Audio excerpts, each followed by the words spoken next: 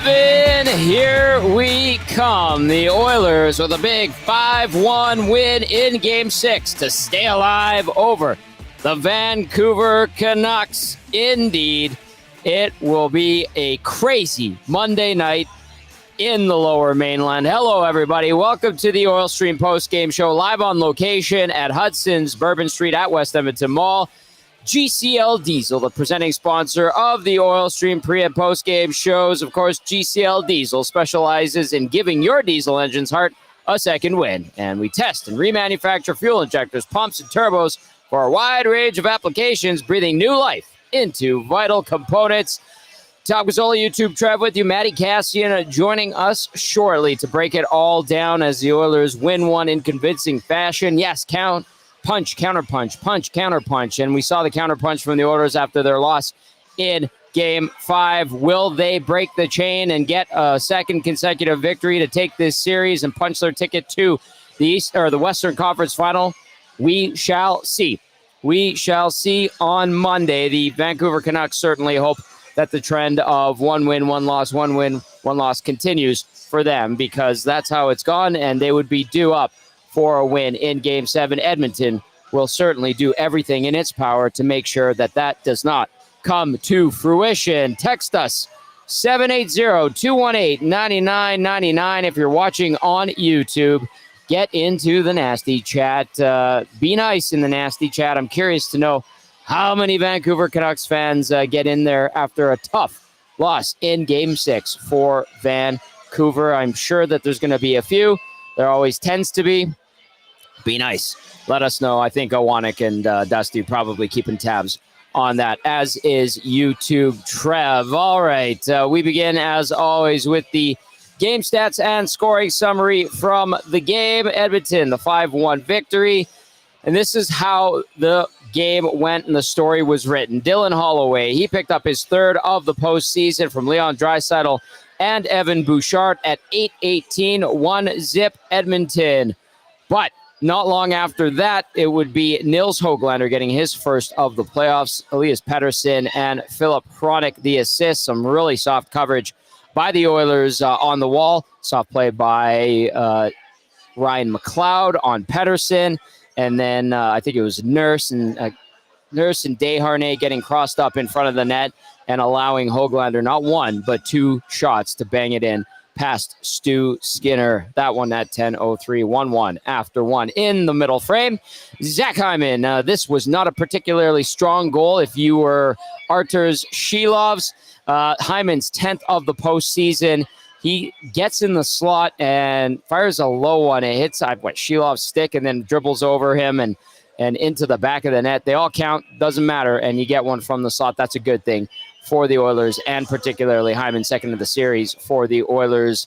Goal scorer McDavid and Nugent-Hopkins, the apples on that one, 7:14 time of the goal. The Oilers would add to the lead by extending it with Evan Bouchard's fifth of the postseason, the blast from the point at 11:20. His fifth of the playoffs, like I said. Connor McDavid and Nugent-Hopkins, the assists on the third Oilers goal of the night. The party didn't start for the Oilers in the third period. Ryan Nugent-Hopkins gets in on the action. His third of the playoffs from Connor McDavid and Evan Bouchard. 4-1 Edmonton, 3:25 into the third. And then at 13:04, off a face-off, Evander Kane blasts one home or rips one home. Leon Draisaitl, the assist on that one. Assist number 15 for Draisaitl. Kane, his fourth goal of the playoffs. The final 5-1 in favor of the Oilers. Shots on net tonight, 27-15 in favor of Edmonton. Faceoffs, 48.3% for the Oil, 51.7% for the Canucks. Canucks have been excellent on the faceoff dot all series long, winning basically every game and on the faceoff battle. This was, I think, the closest off the top of my mind that the Oilers have been to 50-50 on the faceoff dot. Edmonton's power play continues to struggle. Too cute tonight. 0 for 3. They had 55 seconds of a two-man advantage in the second period. Way too cute. They're going to have to go back to the drawing board a little bit or simplify or something, because the last couple of games it has gone cold, although it has been excellent for the majority of the playoffs. A PK tonight, very good. 4 for 4, killing off a 5-on-3, 56 seconds of 5-on-3 time for the Vancouver Canucks. So the Oilers hold the fort there. That's good. That's good. That's a win for the Oil when it comes to the special teams battle. Hits 49-39 in favor of Edmonton. A much better output when it comes to hits for the Oil compared to Game 5. Giveaways 10 for Vancouver, 6 for Edmonton. Takeaways 6 for Edmonton, 5 for Vancouver.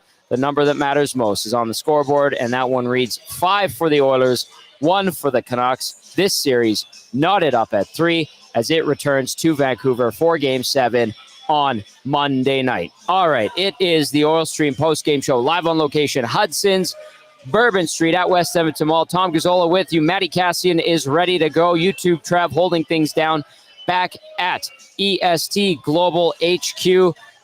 Text us via the Nasty Chat or via the text line 780-218-9999. If you're listening on your way home from the rink or the watch party, let us know your thoughts. We want to hear from you. VR Montenegro, very happy guy tonight. And so is Rip City Step. Good to see you, boys. Thanks for coming out. A big thank you to all the AM Nasties who came out today. Cal in the Park, as well as Sarah. And then Rogan from the Oil Kings, Jory from the Oil Kings, Jimmy from the Oil Kings. Great crew over there. And, of course, a whole bunch of others. Lieutenant Eric was here earlier, as was Matthew Owanek. All right, let's get Cass in here. We want to break this bad boy down. We've accumulated a ton of texts. I know the Nasty Chat's probably humming like crazy. Cass, 5-1. Finally, this wasn't a one-goal game in this series, and Edmonton stomping all over Vancouver in game number 6. What will you say about this performance tonight? Well, you finally got as close to a 60-minute game in the series as we've seen from Edmonton. Tom, you finally had a full roster, full team effort, where it wasn't just one guy or two guys or maybe three guys that were playing. You had a very, very top to bottom team effort. And on top of that, Tom, I would say this is the first game I saw them play in the series where they played with desperation.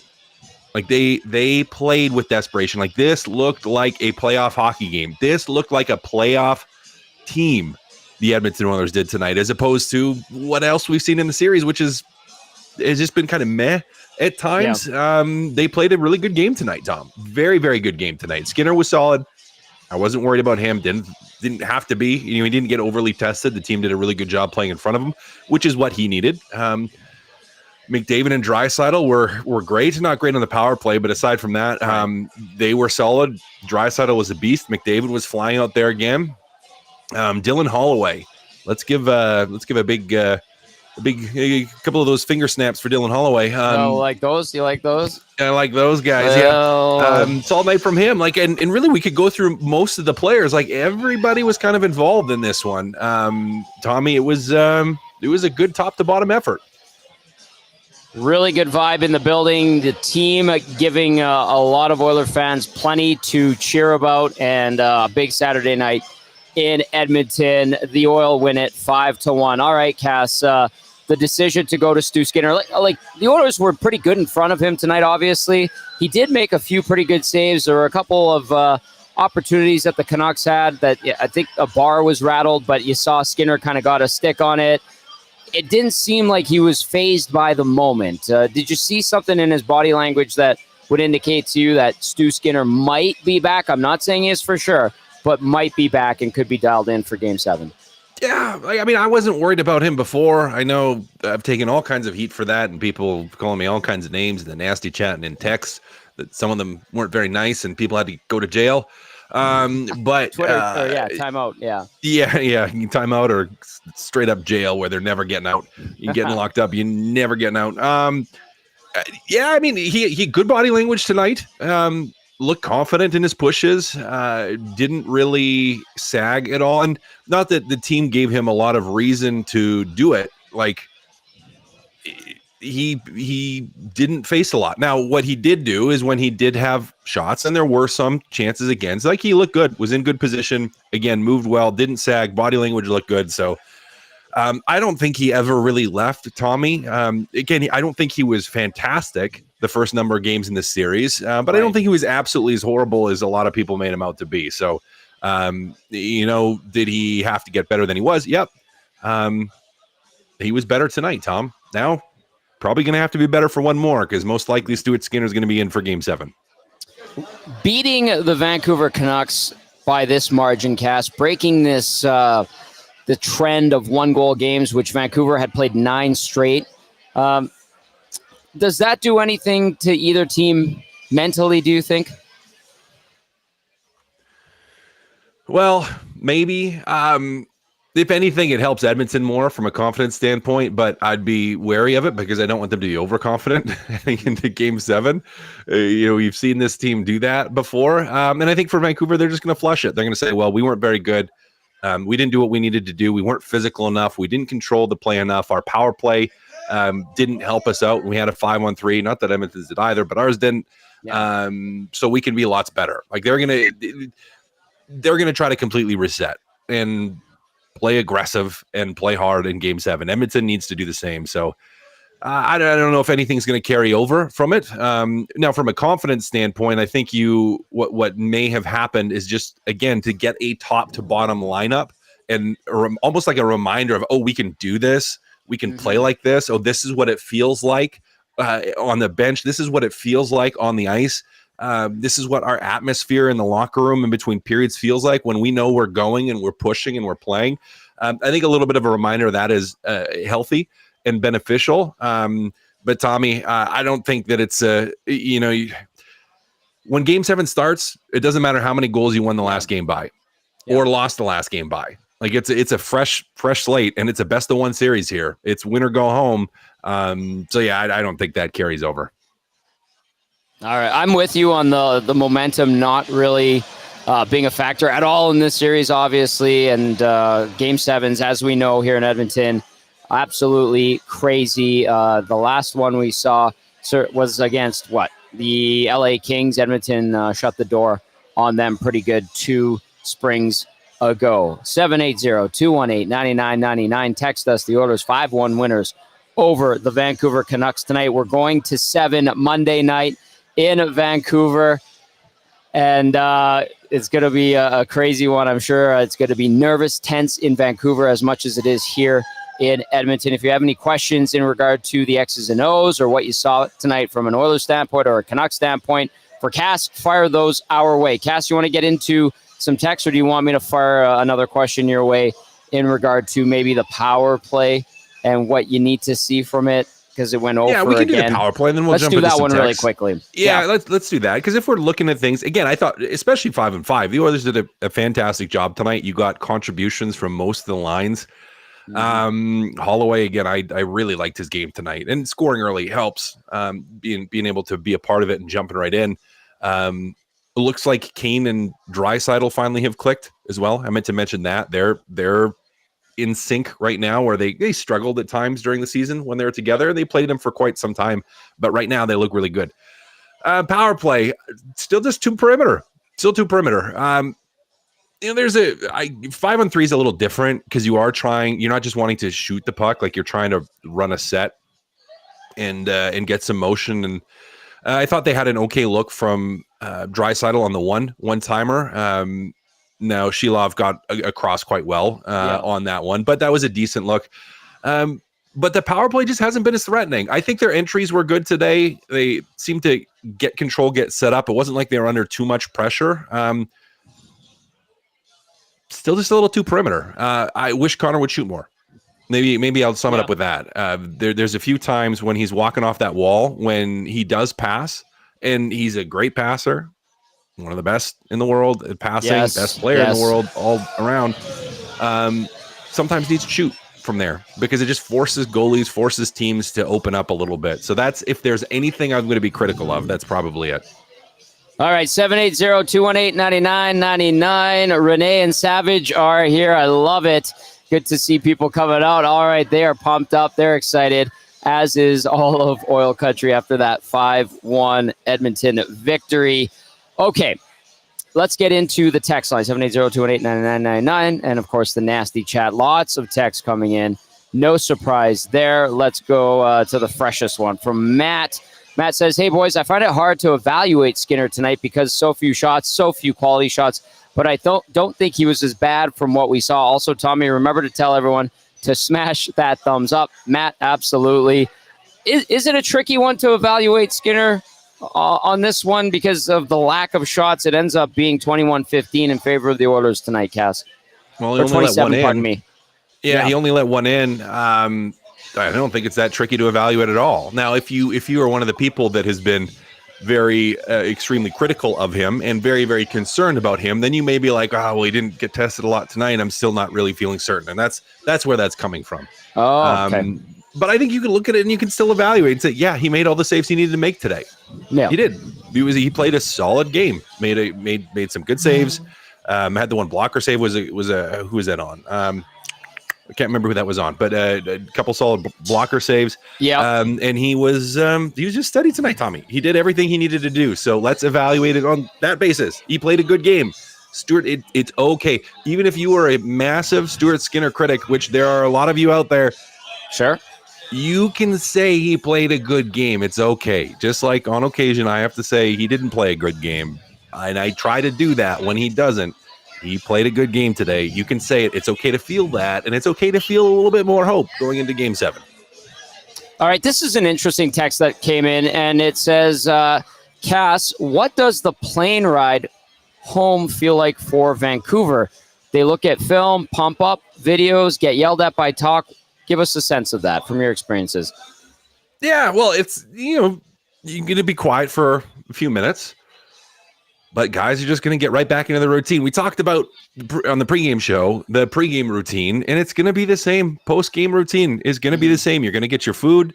You're going to get treatment if you need treatment. If you're icing something, if you're getting stim or ultrasound, whatever it is on the plane, you're going to have that. It's not like it's a super long plane ride, so it's not like you're sitting on the plane for hours and hours. It's pretty short, pretty fast. Yeah. So it's going to be like get some food, have a bite to eat, maybe watch a show. Maybe talk to some guys. Maybe if there's clips and the coaches are pulling stuff for you to watch, maybe you're going to do that.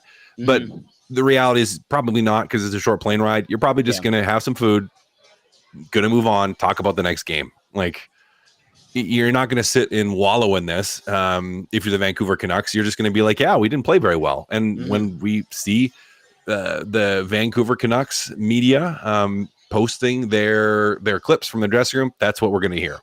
Rick Talk is going to be like, yeah, we weren't very good tonight. All the players are going to be like, yeah, we weren't very good tonight. Now we got to go home and win at home in Game 7. That's exactly what they're talking about on the plane. I do remember some of the plane rides in 2017. The back and forth series in the early parts with San Jose, they were kind of quiet. But then, the plane rides to San Jose, especially going in for Game 6, there was a excitement to it, I would say. And I think the Oilers, if I remember correctly, lost Game 5. I don't know for sure. But I just remember that it was an afternoon flight. They played the next day, and people, the vibe was good. But I do remember in the Anaheim series that Edmonton lost in 7, the plane ride was tense.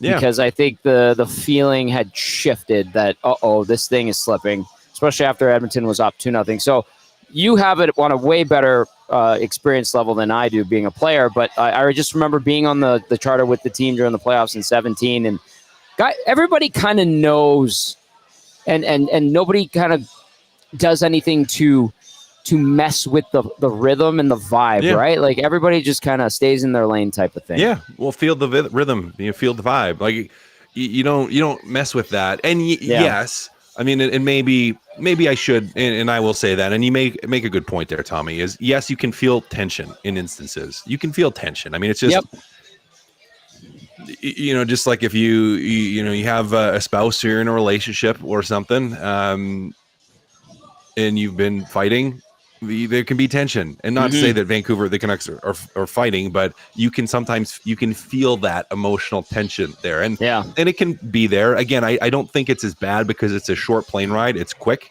And it, they were up 3-2. It's not like this was a series where they were up 3-0 and all of a sudden you're going into Game 7. Like, I think that type of tension is different than this one, where it's like, you won some games, lost some games that were 1-goal games. You lost this one by a few more, but it doesn't matter. You still have a chance to win the series here. And, if we go by series patterns, it's Vancouver's turn to win, right? So mentally, again, there could be some tension there. So it's good you brought that up. I don't think it's going to be too much. Yeah, I agree. But that's a good point. And neat. I mean, different experiences from different points of view for sure. But a good question. Kind of an interesting one. And I'm glad we kind of hit on it. Also, I'll add this. When it was tense, I could tell because like a lot of the times on the plane, I would talk to the players or they would come and talk to me. And when it got tense, nobody was talking to each other. Players would have little conversations. The one guy who broke the tension at that time when he was with the organization was Wayne Gretzky. He didn't give two you-know-whats about anything because he's Wayne Gretzky. So he would do whatever he wanted, and he was really good at breaking the ice. He didn't give a because he was number 99. And and he won enough cups where he's just like, meh. If right? people like talk just, to, people, a few people would go talk to him. Players, not that much, every now and then, but he wouldn't go out of his way to talk to other players. He was having a great time. I remember that. Okay, 780-218-9999. Let's go to Andrew in London, Ontario. Says, Tommy, Cass, we're going to Game 7. If the Oilers play like this on Monday, Vancouver doesn't stand a chance. They broke open the game finally. Bouchard, 97-29. The entire top six with their best effort in this playoffs period. Skinner didn't need to be great, but he looked calm and made the saves. Lost. Here are those Canucks fans in here, Tommy. Crickets. Didn't get through last show, but as we know, the London Knights sweep Oshawa and our OHL champions headed to the Memmer. Look the out, folks. Also, can we start referring to Vancouver as that city to the west? Oil country shouldn't even dignify by saying their name. Andrew in London, Ontario. No, we respect our western neighbors. Yes, we respect may Calgary disagree for with crying them out loud on hockey, but we can be. We can still be courteous and kind, except to Sweet Caroline. Yeah. Al says, I've been messaging about Skinner. Credit where credit is due. He played well. Happy to say I was wrong. Way too much stress. Al, all good, buddy. That's the beauty of the postseason. Sheldon with the Canucks didn't even have a sniff all night. That's how the Oilers can play. Ironically, the first time the Oilers out-hit them this series, too. That's how they need to play. Can't wait for Game 7. Cast the physical battle and the face-off dot still overall do not win the face-off battle, but closer. I don't know if Edmonton's capable of winning the face-off battle, but the physical point of view, can that continue in hostile territory on Monday? Well, you hope so. I do think you're going to see a pushback in that regard from the Vancouver Canucks. I mean, they're going to look at that game. They're going to say, we weren't physical enough. Look, they out-physicaled us. We weren't aggressive enough. They out-aggressived us.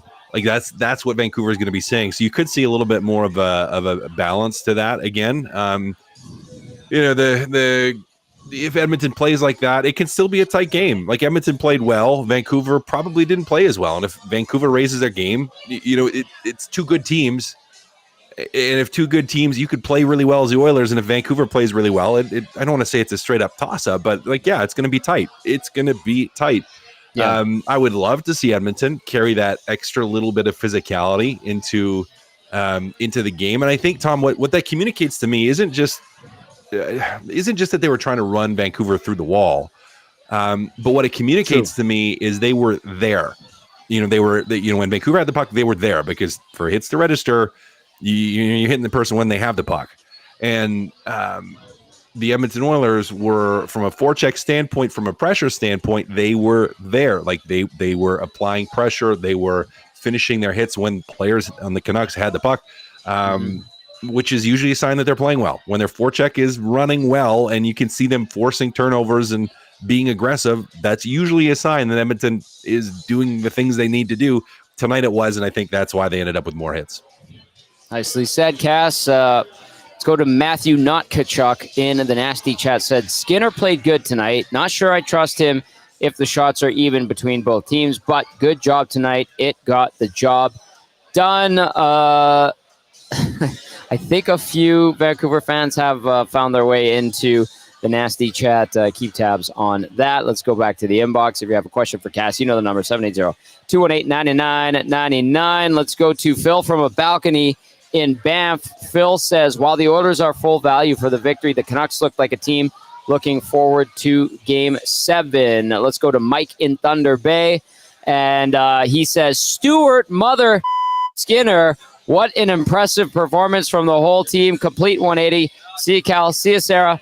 from Game 5, full 60-minute effort minus the power play. What's going on there? Lost their mojo? Mike in Thunder Bay. Cass, you just said needs to simplify, basically, right?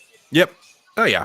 Yep. No, needs to simplify. I don't want to. The group is too good to have lost their mojo, and from a percentage standpoint in the playoffs, they're still running at an incredibly high percentage.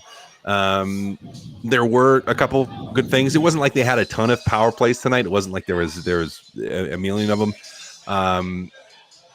But yeah, a little bit too perimeter. And as I said, I'd like to see Connor shoot more. I think that just opens everything up. The second he does that, it opens everything up. So I hope that if they get some power play opportunities in Game 7, that crosses his mind and that he acts on those thoughts to shoot. Yes, I like that. McDavid, a pass-heavy, 3 assists tonight. He did wind up with 2 shots on net, 20-59 time on ice, +3, and 2 hits.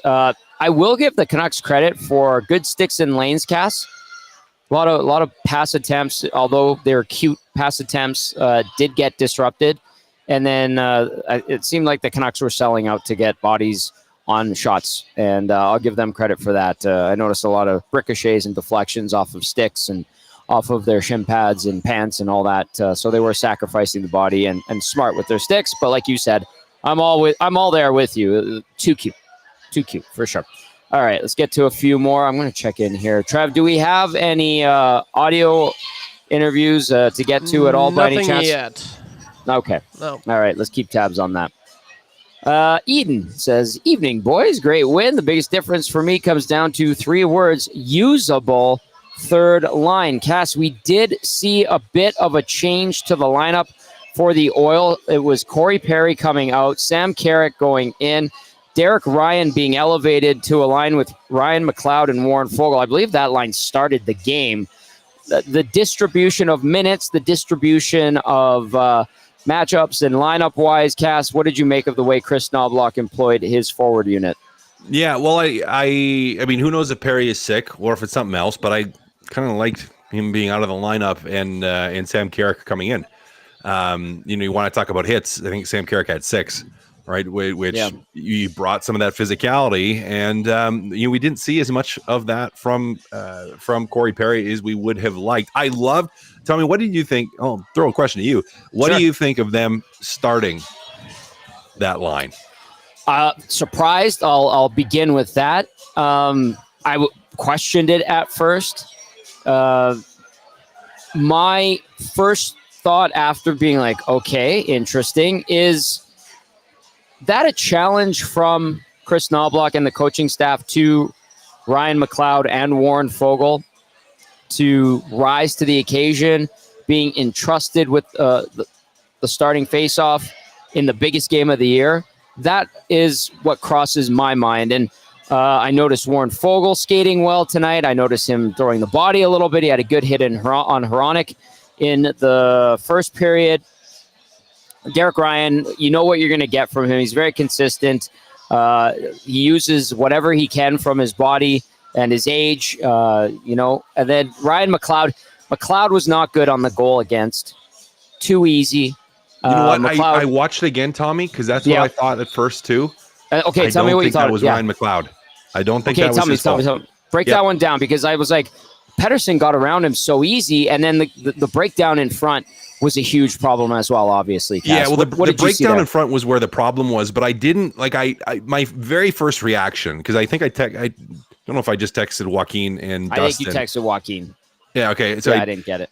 Yeah, if I didn't, I may have just texted them. Ouch. There's too many group chats going on. So many different groups. And when I get fired up, I'm texting everybody. But I didn't think he was bad, because Pettersson walks down, but he takes a step to the middle of the ice and he holds above the goal line, Ryan McLeod. So, really, the likelihood of Pettersson scoring from back there is low. And so, yes, Pettersson has speed and kind of beats him around the wall, but McLeod is going back to the strong side post, which is where he's supposed to go. Now, we do have to give on that specific play a little bit of credit to the Vancouver Canucks. I mean, that was a nice little, Hoglander took a nice route, I will say. He made it difficult, kind of through the zone, difficult for people to pick him up with it. If I was going to fault, it's kind of both on the defenseman here. So two things happen. One, I think Darnell Nurse, and he's trying to anticipate that the puck's going around to the other side, so he walks to weak side post, but he doesn't shoulder check at all in front of the net. Now, the other one is Vinny Desharnais. He kind of gets tied up. I can't see who that is, but he kind of gets tied up in front, and he doesn't shoulder check either. So both defensemen don't shoulder check. And Hoglander just kind of slides in between them, finds a soft spot, and that's where he ends up scoring on that. So I kind of go shades of Darnell and shades of Vinny on that one. Again, upon rewatching it, I was like, it's not really Ryan McLeod's fault. I thought he actually positionally did okay. Knowing that a guy had speed and had you beat, he went to where he was supposed to the strong side post. And it kind of looks like it's his fault because his carry through takes him right to the front of the net. Yeah. But that's Vinny and Darnell before it's him. Yeah. Those guys kind of separated and left Hoglander all alone in front to get a couple whacks. First save by Skinner, second one goes in.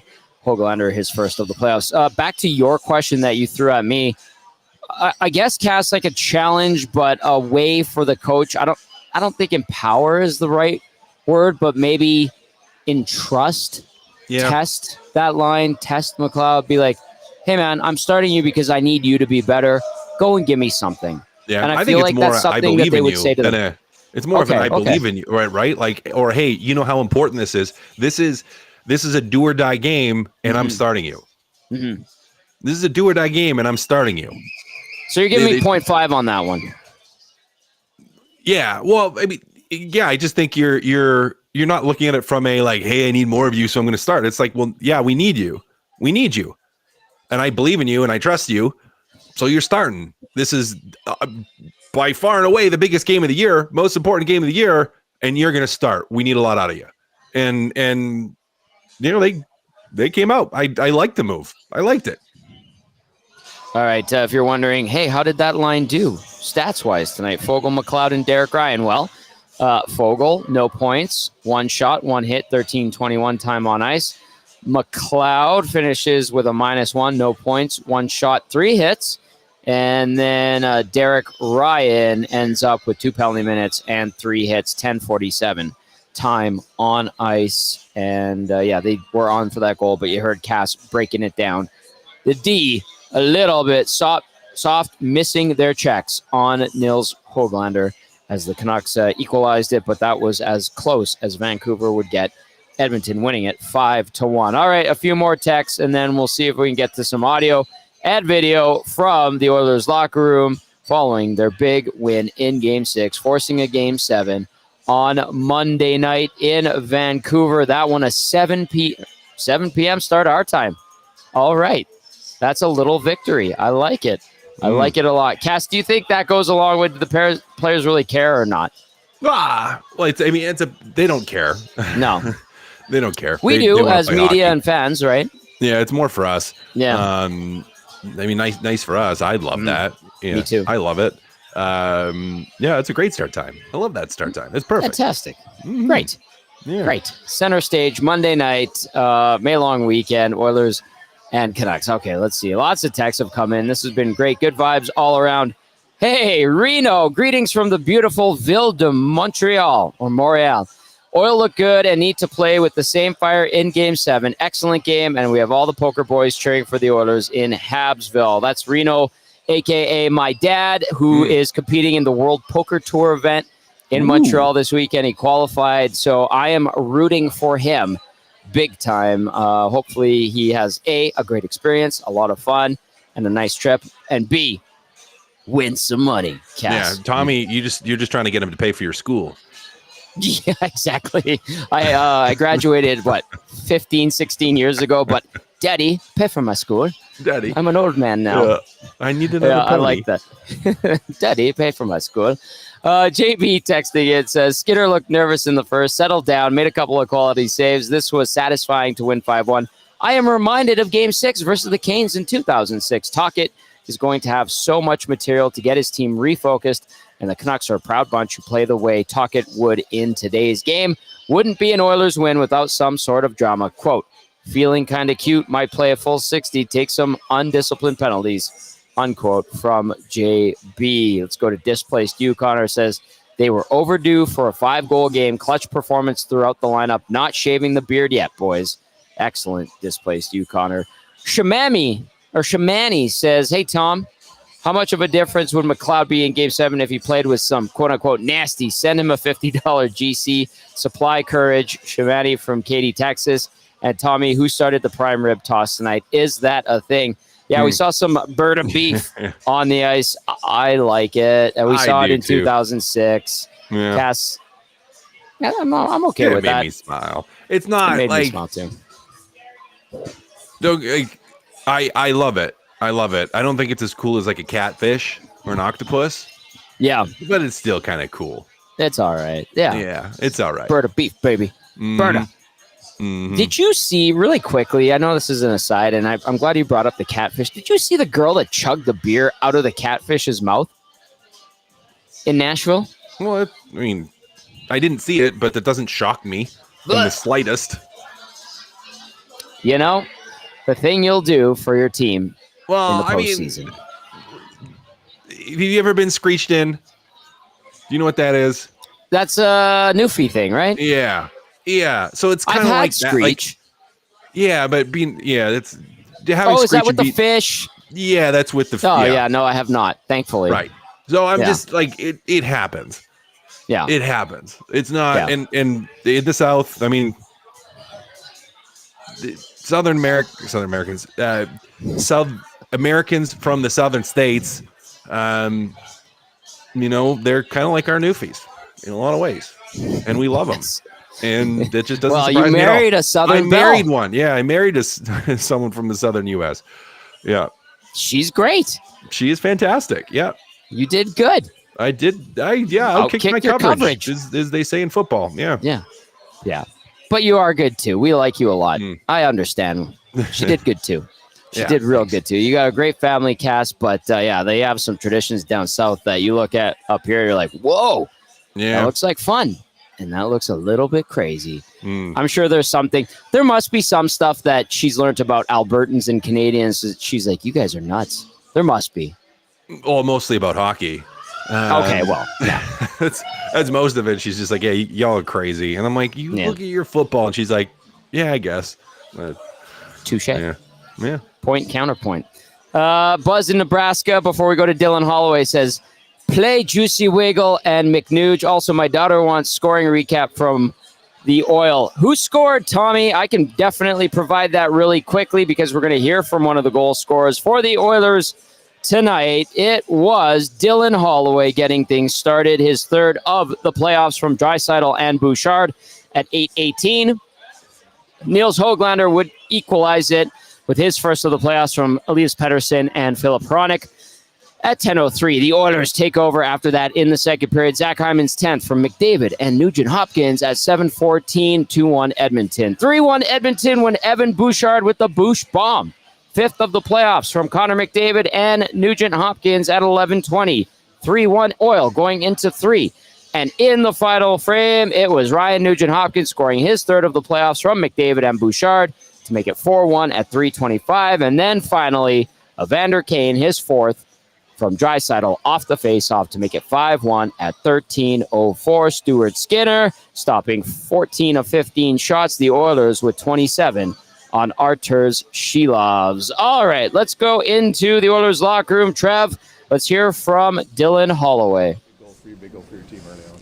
Yeah, I think that they were kind of cheating, thinking that Leo was going to pick up the puck, and he did. And I was able to kind of gain some speed. He made a nice play to me, and then kind of caught their D flat-footed there. So I was happy for that one to go in, and felt pretty good. It seemed like I don't know if tentative, but to start, there wasn't a lot going on in that game until that happened. Did you feel like you guys needed that? Yeah, I mean, I thought the boys were ready from the start. We obviously knew it was at stake tonight, so probably a little bit of nerves. But once we kind of got settled in, we played our game and kind of rolled all 4 lines and got going there and never looked back. 5-on-5, you score 5 goals and only giving up 10 shots in the first 50 minutes. I'd be pretty happy with both ends of 5-on-5. Yeah, 100%. I mean, that's how we need to play to win games. It's a big performance from us in a crucial time. So, I think it's a great game to learn off of and kind of keep that momentum going for tomorrow. Build confidence. This is a couple things you've been looking for in this series. It's 5-on-5 time and to stop their push. You accomplished both of those tonight. Does that can carry over to Game 7? Yeah, 100%. I think we've got off to some good stretches there, and then kind of let them back into it overall in the series. And tonight was we played a full 60, got off to a hot start, got some goals, and even when they came back, made it 1-1. We didn't waver at all. We kept to our game. So converting on your chances is something that you guys have been talking about because you've controlled the play for a lot of it. To break through like this, is that a big deal, even carrying forward? Yeah, it's huge. We obviously really liked the way we played tonight. But kind of short memories. We got a lot at stake next game, and Game 7 in Van, so that's kind of what we're focusing on now. Scored a goal like that in college or end? I've had some nice ones in my day, but Like definitely. Connor-esque. Yeah, I don't know if I'd compare myself to Connor, but I've had some good ones in my day. But that one definitely felt good. When after the trade deadline happened, the day that you were assigned, I think Vander Kane had a little chat with you in the hallway there. What was kind of his message to you then, and now you're playing on his line, scoring huge goals in the second round of the playoffs? Yeah, if you told me when I got sent down that I'd be where I am right now, I don't know. I think I wouldn't really believe you, but Kaner's been great to me. He just told me keep my head up high, learn as much as I can, and then he said he'll see me soon. So in a sense, I guess he was right, and it's just it's pretty cool playing on his line and with him and Leo. You were really excited after that goal went in, and it looked like he almost was calming you down. Like you have to keep playing. I saw him give you that sign. Yeah, honestly, I thought he was firing me up. He was kind of giving me a fist bump, kind of punching me, and got me going a bit. So, but yeah, it's fun playing with him and fun playing with Leo too. What's the mindset going into Game 7? How do you carry this into the? Yeah, I think we all are pumped about the way we played, but like I said before, it's kind of short memories. Momentum doesn't really carry over game to game. We got to focus on the next game, get off to a good start, and just play the way we can. For you, it'll be your first NHL playoff Game 7. I know it's 2 days away, but how exciting do you think it's going to be? Yeah, it's going to be great. Atmosphere is going to be great. It'll be just super exciting overall, and just hopefully be able to get some sleep before the game. Dylan, what's it, speaking of your other line mate in Leon Draisaitl, what's it like to play with him when he's doing what he's doing? He's 100th. Yeah, it's unbelievable. Unbelievable to be a part of and just watch. Honestly, he's been such a key piece for us, and it seems like every moment we need him, he brings it, and he's just an absolute beast so far in the playoffs. There you go. Dylan Holloway got things started offensively for the Oilers in this one. His third goal of the postseason, third point tonight. He finishes with the goal. He finishes +2.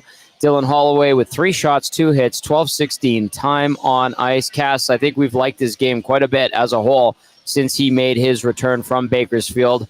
Some of the things that stood out to you from what he said, and then what can you say about his play this postseason?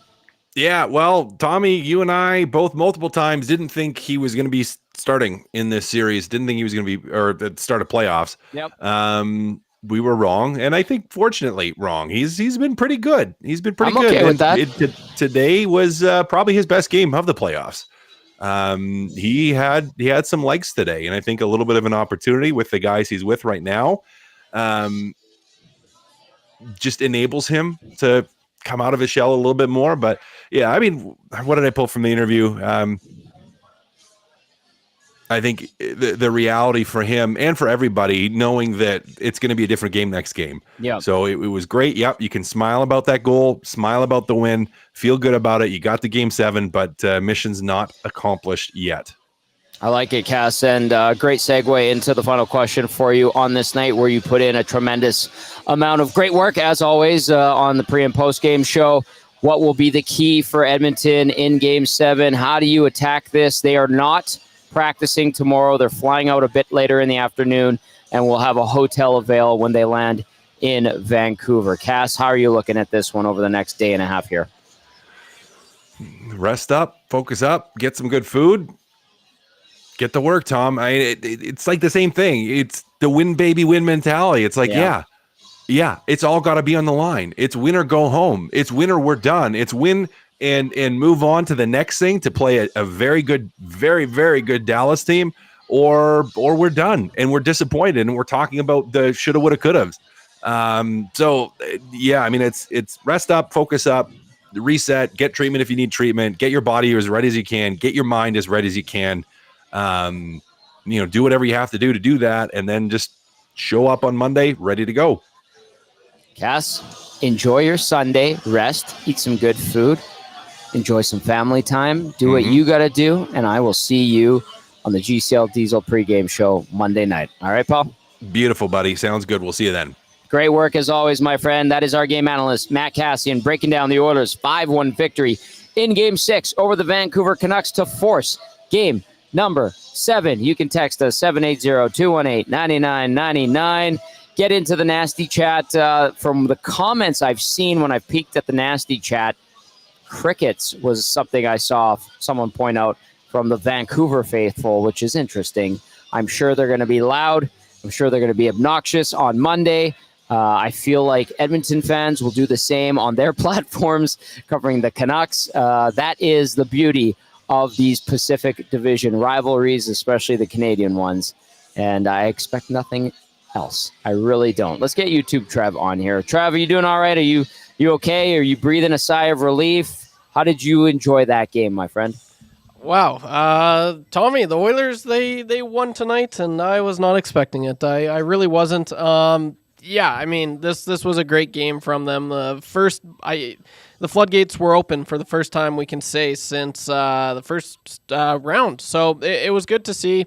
I love the Kane Draisaitl Holloway line. I thought they're really starting to find some chemistry. You guys talked about Holloway. I think he provides a lot on that line, physicality, but he's a skilled player. Like, he actually is skilled. It took some time with him, as it does for some players, but I'm really impressed with that line. Going forward, I think that's your second line. It's nice. You got Draisaitl and McDavid on separate lines, and they're both actually chugging along very well, I'd say. Ryan Nugent-Hopkins, McDavid, and Hyman, they were sick as well. So a lot to like for sure. Ekholm and Bush were really good.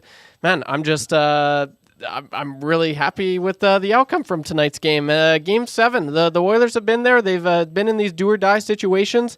They're going to be in another one on Monday night, so I like their chances. The Vancouver Canucks haven't been there since 2020, right? So it's been a little bit of a while.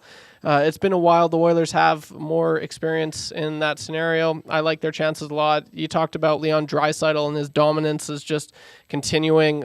Third fastest player to reach 100 points in the postseason, only behind Wayne Gretzky and Mario Lemieux. Like, that's elite company. He does it faster than magic. He does it faster than Connor McDavid. Like, it's actually just crazy to see. His game has taken a new level, complete new level from the regular season. And I think that's why he was getting backlash this season, because people were saying, this isn't the Leon Draisaitl we know. This isn't, but the forecheck, the back check, he's doing it all, Tommy, and he's making it look so easy. Like, when the second line of Draisaitl, Dylan Holloway, and Evander Kane are coming off the rush, like, it's just go time. Like, they look like they're really reading off each other well.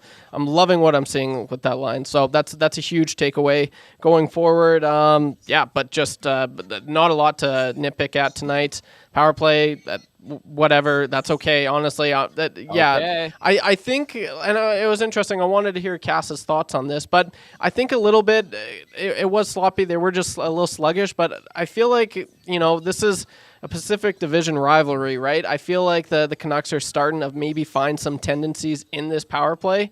That's one thing you definitely have to consider, that, right? This isn't like they're playing an Eastern team. They know these guys. Rick Tocchet, he's bringing out the boards. They're watching video. They look at the Oilers power play. How can you not, right? It's the best power play ever, essentially. So that's one thing I'd like to address. But I mean, for the most part, it's just a solid win. But Dylan Holloway, yeah, you guys talked about him. I'm happy you talked about him, because I just had to give this guy some credit where credit's due, Tommy. Third goal of the playoffs, got everything going offensively on this night, broke the game open, and the Oilers coming out on top 5-1. Holloway's third of the playoffs. I'm looking at the nasty chat. I've giggled a little bit while I was listening to Trev. And R. Gosman says, Carrick looked good tonight, better than Perry. I think that Carrick was good in the minutes that he played, drew a penalty, used his body a little bit. And I would assume, with how things went tonight, we'll probably see Carrick in Game 7. Mark says, crickets from the Canucks, effort-wise. Pat Janex, PJ say, good game indeed. Some stranger says, do you guys think this game humbles the Canucks fan base? Temporarily, some stranger. temporarily. I'm sure they're going to lick their wounds and regroup, and will be feisty tomorrow, as is tradition. Let's go back into the inbox.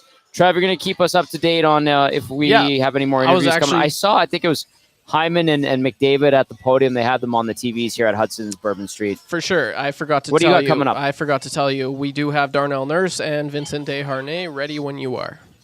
Okay, let me read a couple texts, and then we'll go to those two. I'll toss it to you, and you can send it off to the next set of interviews. Let's go to Buzz in Nebraska.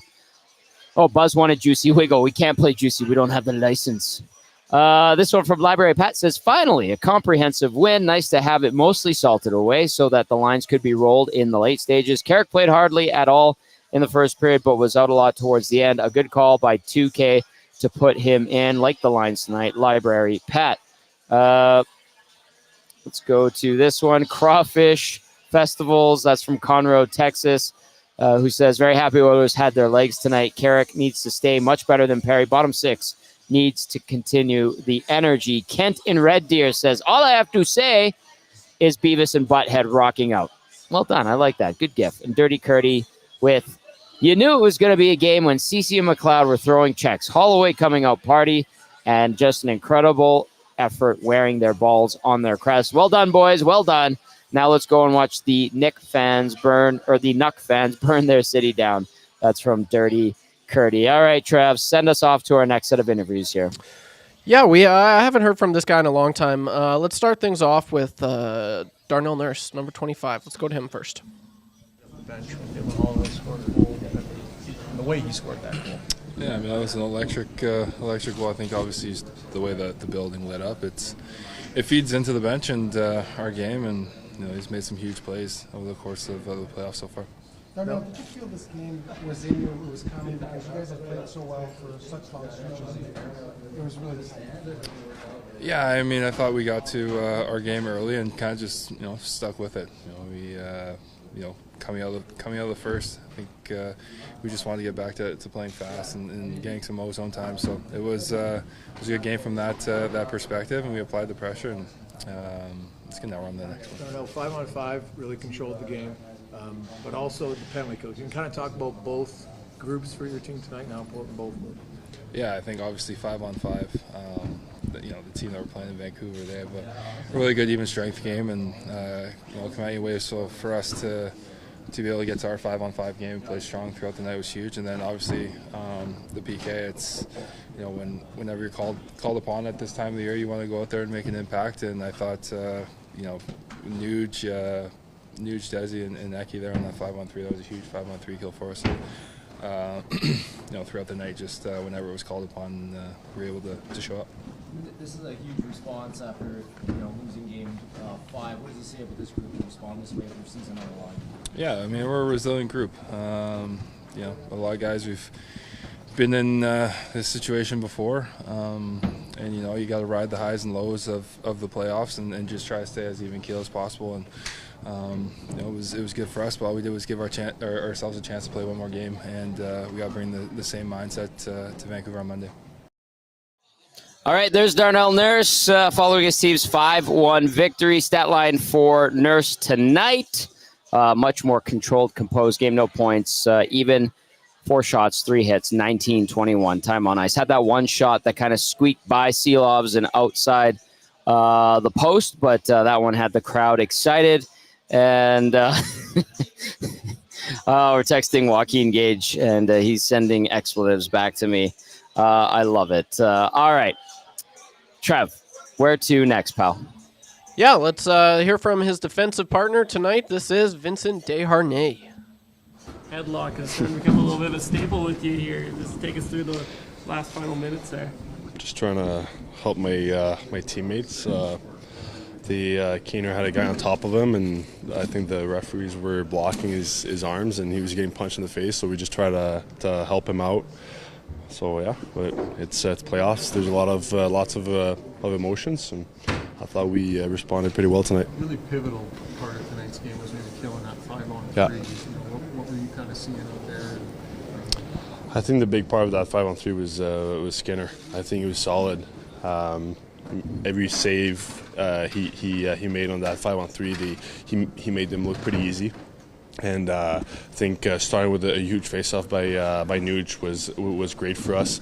Ekholm's got so much experience. He's so good defensively, and his stick is great. So it was a big kill for us. You didn't have a lot of work tonight, but he really seemed to kind of take Yeah. I think he didn't have that many shots, but the shots he had were in the grade A, and lots of screen shots, which are pretty hard to find for a goalie. And I'm not surprised the way he played tonight. He's our goalie. He's great, and I think he proved tonight that we can trust him. He made a really good blocker save with Hughes on the 5-3 screen right at the end of the period. Yeah. That's what we're talking about. Yeah, exactly. Lots of people in front of him. Yeah. Vinny, just overall, I mean, in terms of this response after losing Game 5 to come back with the season on the line in this way, what does it say about the team?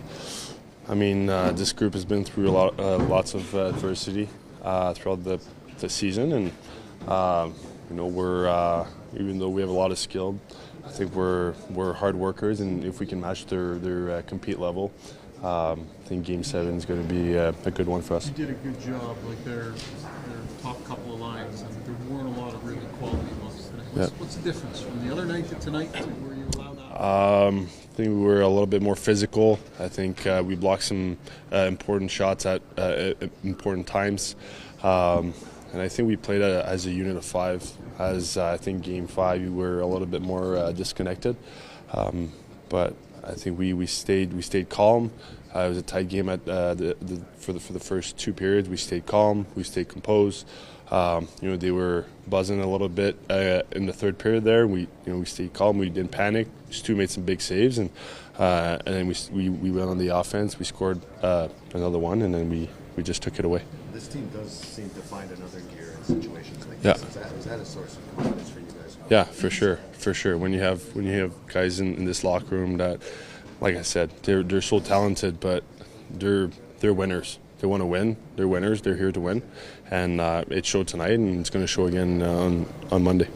Pretty solid team game. A lot of guys stepped up. But what do you think about your superstars tonight? The way that a lot of points from those guys. A lot of Yeah, they were great. I mean, they were amazing, and but other than the points, like little hits and dumping the puck at the right time instead of trying to make a play, that's playoff hockey, and that we need all 4 lines to play like that at times, and it's awesome to see guys finish their hits, and they're leaders, and they proved it tonight. What were you thinking about Holloway's goal? Man, that's a great I've been all over him for 2 or 3 days, two or 3 games, saying that he's going to score, that it's right there, and that he's going to keep shooting. Just didn't know and I'm not going to lie, I didn't think it was going to be that nice of a goal. I thought it was going to be a little shot or something, but I mean, he's such a good player. He's so talented. He works so hard. I'm not surprised to see him score a nice goal like that, and I don't think it's the last one. Ooh, I like that confidence. Big pump-up guy, that Vincent Desharnais. Desharnais tonight, no points, 10 penalty minutes, and 5 hits, 19-25. Time on ice. Not one to shy away from the physical stuff at all. All right, I wanted to get to this. It is the GCL Diesel Oil Stream postgame show.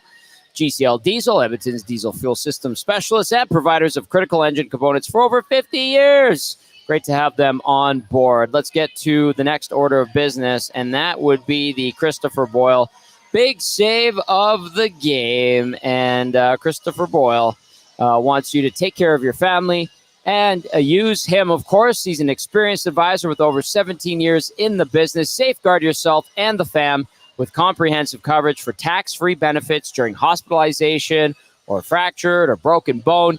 You'll get benefits paid from day one of the incident, so you don't have to worry about the cost and loss of income due to hospitalization. Preserve your income and protect your paycheck by visiting www.christopherboyle.net. YouTube, Trev, give us the big save of the game presented by Christopher Boyle. Awesome. Thank you for that, Tommy. Namaste. Actually, yeah, of course. Thank you. Yeah, there was it was Chief Andy, I believe, who actually commented in the Nasty Chat the save of the game, and I was like, that's exactly what I thought as well. So this save was in the second period. It was on the 5-on-3. There wasn't a lot to pick from tonight. There was, some good saves that Stuart Skinner made late in the third period, but this one was timely. It was the 3-1 game still, so the Vancouver Canucks still very well could have caught up if they had capitalized on this power play. But it was on Quinn Hughes, and it was a point shot that Quinn Hughes made. And there was one replay that, in particular, it was a slow-mo shot, Tommy. I've seen this go in lots. Like, this is a shot that goes in. There was people in front of the net as well, but Stuart Skinner made an excellent read on the save. It was a blocker save. It was clutch. It was a timely save, and it was the definition of a big save. It could have been a 1-goal game if that would have went in. So not only that, Quinn Hughes hasn't scored in, I believe, like 15 games is what they were saying. So if he gets off the schneid, who knows what's going into Game 7 for Quinn Hughes. It was a great save, huge save, if you will. That is your Christopher Boyle, big save of the game. So Attaby Chief Andy. All right, the big save of the game presented by Christopher Boyle, business owner, tax saver. Check them out, www.christopherboyle.net. We have a bunch of texts to get to, 780-218-9999. I am live on location at Hudson's, Bourbon Street at West Edmonton Mall. Lots of people sticking around. They're feeling good on this Saturday of the long weekend, and rightly so. A few people fueled up. YouTube, Trev, a little bit too many of the social sparklers, libations, sweet nectar of the gods, let's call it. I myself am enjoying a 6 o'clocker lager by our fine friends over at Alley Cat. By the way, you can get your growlers refilled right now at Alley Cat for $10. Go see Cam and the crew. Fantastic, and proud to partner up with them. As well, I should mention the Great Outdoors Comedy Festival coming up this summer. We are happy to tell you that 6 o'clocker lager is one of 3 beers featured at the Great Outdoors Comedy Festival because Alley Cat won the bid to be the beer of choice at the Great Outdoors Comedy Festival at Kinsman Park. We're giving away a VIP table on our station for the Friday right now. VIP table for 4, I believe, and keep it locked on our weekly shows for your chance to enter to win, usually just a keyword, or we give you a signal to text in. And we want to get as many people entered and give away. We're going to give away a few tables for the VIP entries in this summer's hot event down at Kinsman Park. There's going to be a lot of great events, and we're super excited for this one. Okay, a couple of texts. If we get some more interviews, Trev, let me know. I don't know if we really need any more unless there's like specific requests from listeners and viewers, but I feel like everybody's in a pretty good mood. If I'm wrong, let me know, but we're going to continue on here with some text. They just did release Rick Tocchet and Zach Hyman and Connor McDavid together. I would like to hear from Rick Tocchet if we could get that. Is Let's that do okay? it. Yes, of course. You cool with that? Of course. We can forego McDavid and Hyman. I have a sense I know what they're going to talk about. I thought Desharnais was great. Thought Holloway's interview was great. So I think we're gonna go to Rick Tocchet. We don't even need Chris Knobloch. We'll save Tocchet. He'll be our last interview of the night to hear from the Vancouver side of things. He's usually pretty open and good in these situations. And I want to get to some texts because we have a whole bunch that have come in tonight. Nasty Chat has been really good tonight. Every time I peek over there, no, as I like to put it, none of that on the Nasty Chat tonight. Way to go, everybody. Appreciate it on this Saturday. Calgary Glenn with 7 6 o'clocker cups crossed out says team defense, check. Puck management, check. Smart aggressive play, check. Scoring on your opportunities, check. Should have added playing a full 60 minutes, check. Oilers in 7. 7-6-0 Cuppers down. I love it. Great photo. Calgary Glenn. This one says, after a 5-on-3, Myers out there for 3+ minutes, and you put McLeod out there instead of Holloway in the offensive zone. Got to give this kid more time on ice. First-time texter on that one. No name. Add your name in there if you're still listening, and we'll put it into our database so we can give your alias some credit. Like Fergie's Prostate, who says, Tommy, massive shout-out to Savage the Plumber and his apprentice, Rene. 8 a.m. to 5 p.m. straight to install a new hot water tank at the St. Albert Rugby Club. He's awesome. She's shiny. Like your great-looking tie. Cheers and beers, Fergie's Prostate. Cheers to you, Fergie, and Savage and Renee. Both of them looking great. Did not seem any worse for wear. Awesome people. And go check out Renee at the Century Casino Sports Bar and Lounge. She is absolutely lovely. We've had her on a couple times on the Hangout. Savage is great as well. A great couple. And we're so happy to be at Century Casino Sports Bar and Lounge for the upcoming CFL season, the Green and Gold kickoff and post-game show with Matthew Iwanek and not YouTube, Trev, but Jay Milne, our glue guy. Unless you're producing it, Trev. Do you know? No, Maddie will be producing that one. I'm pretty Oh, sure. Yeah, look at he's that. taking everything. Yeah, so good for him. All right, then. It makes it easier for everyone. So glue guy and Matty Iwanek on the kickoff and post-game show, Green and Gold kickoff and post-game show, which returns to our fine station. We had it at the old one, and Century Casino Sports Bar and Lounge partnering up with us. They will be on location every game day. We will be doing watch parties. So, Fergie, thank you for that. Beer and cheers to you as well, and to Renee and Savage, some AM Nasties faux show. This text says, so you guys are on the airwaves on Monday, and Dusty got in there because Juan was asking, yes, we are regular schedule. If the Oilers lost today, we would have taken the long weekend, but we can't do that now. We wouldn't do that to you. The suspense. It's going to be a full slate of shows on Monday. Danny T texting in says, is it me or do we still think Edmonton has another gear? They look good, but I feel like we still haven't seen their absolute best. That's a good sign from Danny T. Yes, I think we're waiting to see another gear. That was a really good step in the right direction. If they continue and play like that again on Monday, I don't know if the result's going to be as lopsided, maybe closer. Vancouver will probably try to bring a better game. I know that they're going to do everything they can. They are now desperate. Their season hangs in the balance.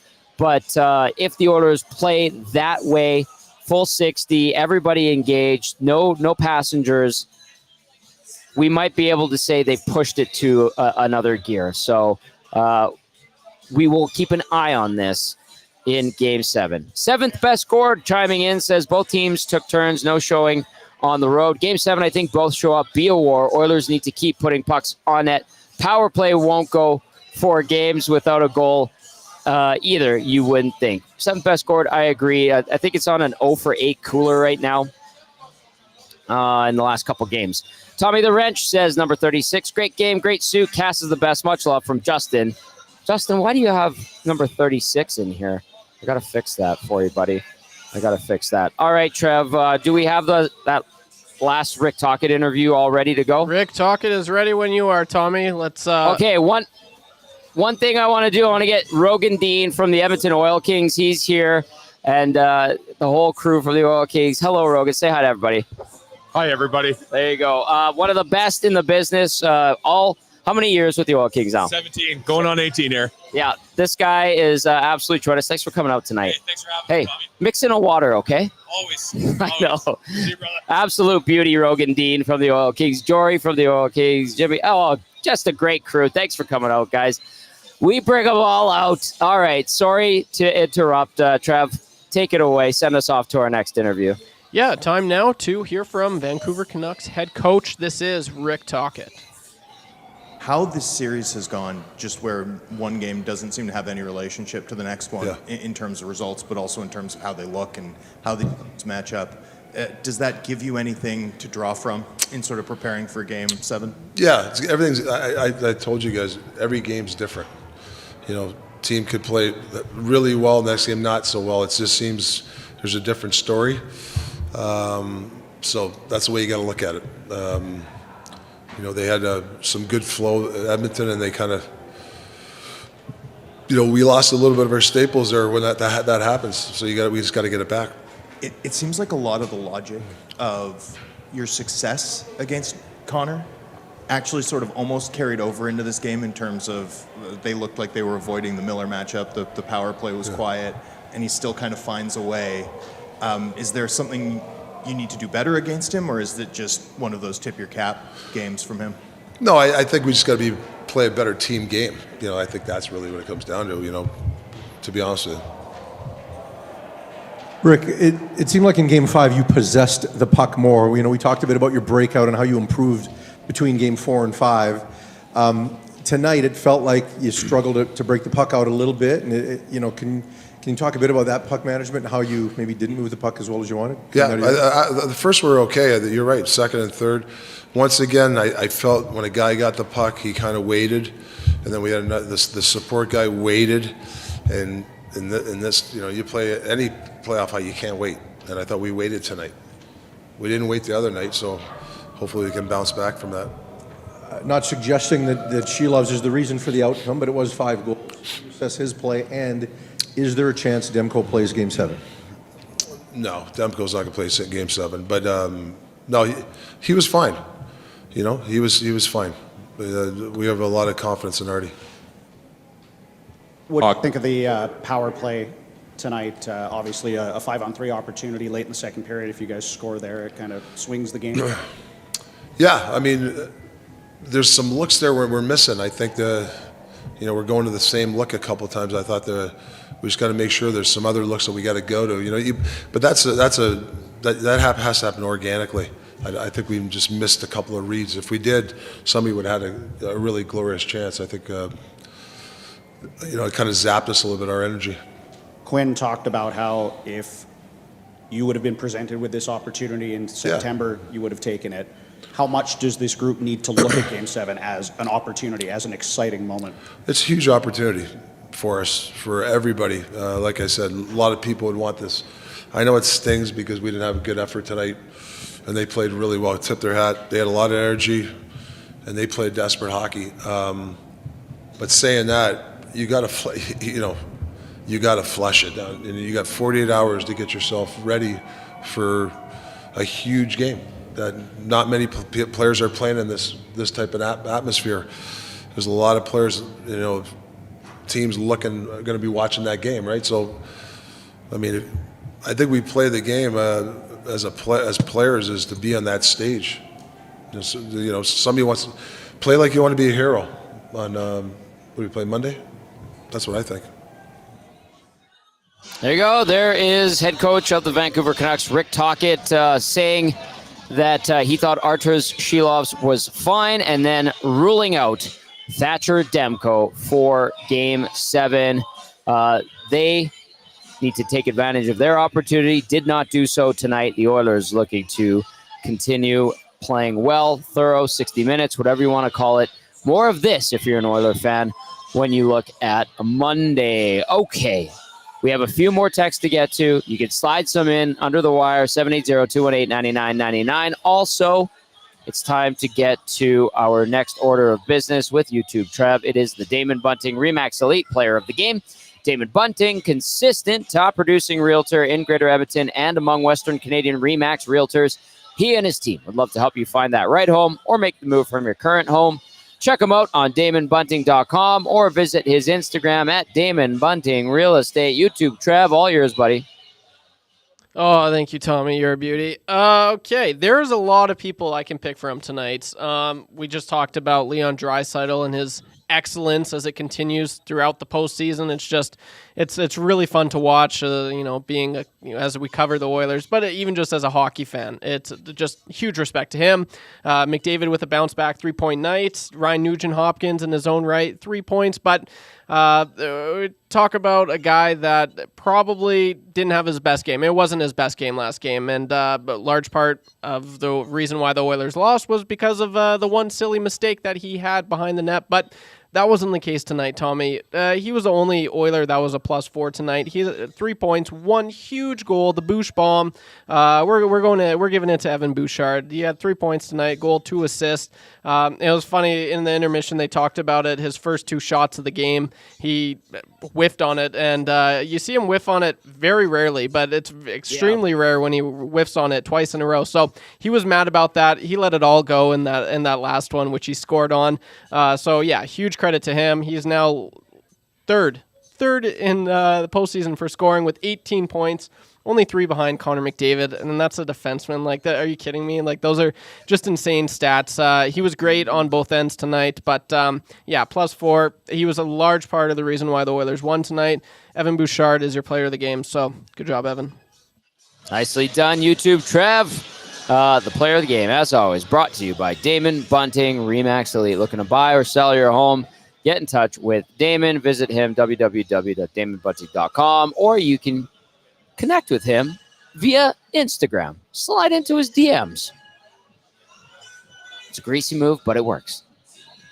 Classic. Absolutely, Tommy. Classic. Can't say I've done that before. Kidding. All right, we're going to wrap it up with some text. I'm checking over at the nasty chat. Lobbyist says, Holloway looked like a young Connor McDavid. Chief Andy says, agreed. Bouchard made it up tonight for last game. And Penner's Pancake says, you have to think 97's nursing something, not only not shooting as much, he had some trouble taking some passes tonight. Okay, to the inbox as we wind it down here on the Oil Stream postgame show presented by GCL Diesel. This one says the power play has to start clicking. I think McDavid is actually allergic to shooting the puck. He had 3 open looks tonight, pass it into Vancouver sticks. That's the only thing that's got to change. Not going to disagree with that one bit. Let's go to this one. Corey the Butcher. What's up, Corey the Butcher? Says a blade steak is a good cut for throwing if you're going to do it. Corey the Butcher also adds, how about the beef on the ice? I love it. Of course you would, Corey the Butcher. Also says roughly $30 for bone-in, cheaper, because Dusty's asking for reference on Monday. How much would that cut of steak have cost? So $30 roughly, says Corey the Butcher. Bone-in is cheaper, and a blade steak is a good cut for throwing if you're going to do it. I'm not saying do it, but if you're going to do it, Corey the Butcher just gave you all the fuel you need for Monday if you happen to be going to the game in Vancouver. There is a commercial that's running right now that also shows you how to do it. Good luck. You like that, YouTube, Trev? You know that has happened before. I love this in-depth analysis on Dusty will be asking me. I'll make sure to send him the number, Corey. So, yeah, that's huge. This is the first time I've ever heard or seen of anything being thrown on of any kind of protein to the Oilers arena, or the Oilers ice. I didn't know that this was a thing in 2006, hey? It was, yeah. Good old Alberta beef. It's not, I agree with Cass. The catfish is right up there, as well as the octopus. But you don't mind seeing, that's kind of cool. It's nice that the Oilers have their own little thing going on. I support it. Yep. Well done. $30, says Corey the Butcher, for the cut of steak that made its way onto the Rogers Place ice tonight. And he says bone-in's cheaper. Well played, Corey the Butcher. Go see him at Acme Meats. Fantastic guy and great partner of our station. Taco getting into the chat says, Tommy, I like that the Oilers simplifying things by just shooting the puck. They're finally testing Shelovs rather than looking for pretty goals. It kills me when they try to pass through people or make one too many passes and don't even get a shot off. P.S. Where are all of the Kane haters at? They seem pretty quiet lately. Yes, indeed, Taco. Good text. Appreciate it as always, my friend. Piss Jug getting into the action says hey, Tommy, PJ here. The player of the game is the person that threw the Alberta beef on the ice. Oh, yeah, Game 7, let's go. That comes from a guy that lives in Saskatoon, so he recognizes and respects Alberta beef. Andy Pandy says if the Oilers bring the speed, effort, and physicality of the final 40 minutes, they have a chance on Monday. 97 will bring his best game. Massive confidence night for Oils lines 2-4. Also, Skinner will likely still have to be the Oilers' best player Monday. Love the addition of Carrick. About time, says Andy Pandy. All right, thanks for letting me use that button, Andy Pandy. This one says, congrats to Tocchet for finally doing a presser where he wasn't a whiny. Oh, boy. That one coming out of Calgary. Eddie says, Tommy G, get to Jackson's office and get him to sign Vincent for 8 years. Oh, boy. Skins looks rested, ready to go. Needed to watch the game from the outside to rest and reset. Yucks. Not getting lucky in Game 7. Eddie from Vancouver. All right, Eddie. In enemy territory, hostile environment. Be safe, Eddie. Be safe. Hampton Steve says, Kelly's is hopping, Tommy, if you need a post-show beer.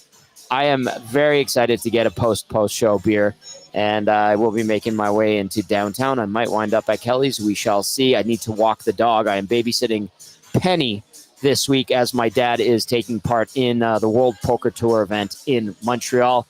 Oddly enough, He qualified, and he's doing, hello, Jimmy Kirk. Great to see you, buddy. Let's get a drink soon. All right. Nice to meet you. Oh, I love it. I love it. Fantastic. Get some EST stickers. Yeah, absolutely. Have a great night. Thank you, sir. All right. You see, it's all good tonight. People having a great time down here at Hudson's Bourbon Street at West Edmonton Mall. And, yeah, I've got the dog, and my dad is playing in the World Poker Tour event in Montreal this weekend. Good luck, Reno. We're rooting for you, pal. And, yeah, the dog's fine. She's with me. I hope she didn't cook me a chocolate hot dog while she has been cooped up in her house, we call it, while I have been working. A couple more here. Tommy, great game tonight. Finally, the boys figured out how to keep the foot on the gas with the lead. Be interesting to see how the inexperienced Canucks handle a Game 7. One positive is the Canucks can't keep shutting down the Oilers' power play at this pace. Oilers due for 1 or 2 next game. Can't wait for Monday. And Sask River Pirate gets the final word via the text line. Great start time. Kids had a blast watching, making fans fantastic. Absolutely fantastic indeed. This was a lot of fun tonight. YouTube, Trev, get your butt on here. Final words from you. Yeah, Tommy, just one of the last texts you said, I forget who it was by, but just talking about what it's going to be like watching the Vancouver Canucks in a Game 7.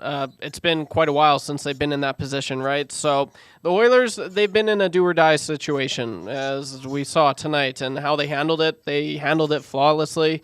Can they do that again? That's the question. No one's won 2 games in a row in this series, so it's going to be crazy to see, but I don't think you mess with the lineup, Tommy. You can't. Stewart probably, he won the crease again. So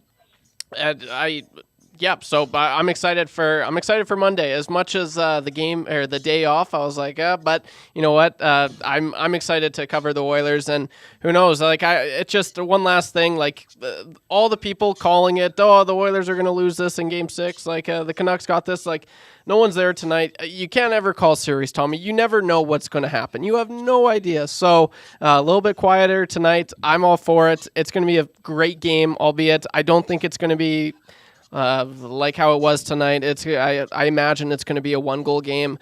But yeah, the stars for the Oilers showed up tonight. I expect the same for on Monday. Nicely done. All right. 1 game. Winner takes all. A ticket to the conference final and a date with the Dallas Stars on the line Monday night, 7 p.m.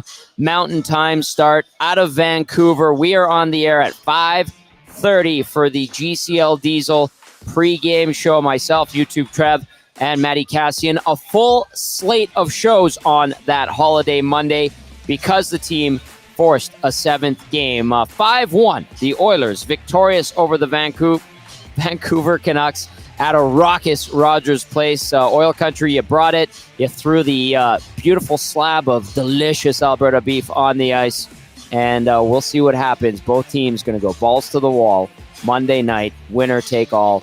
Ticket to the Western Conference Final. We shall see what happens. Absolutely tremendous show tonight. Big thank you to all the nasties who showed up and came by and said hi here at Hudson's Bourbon Street at West Ed.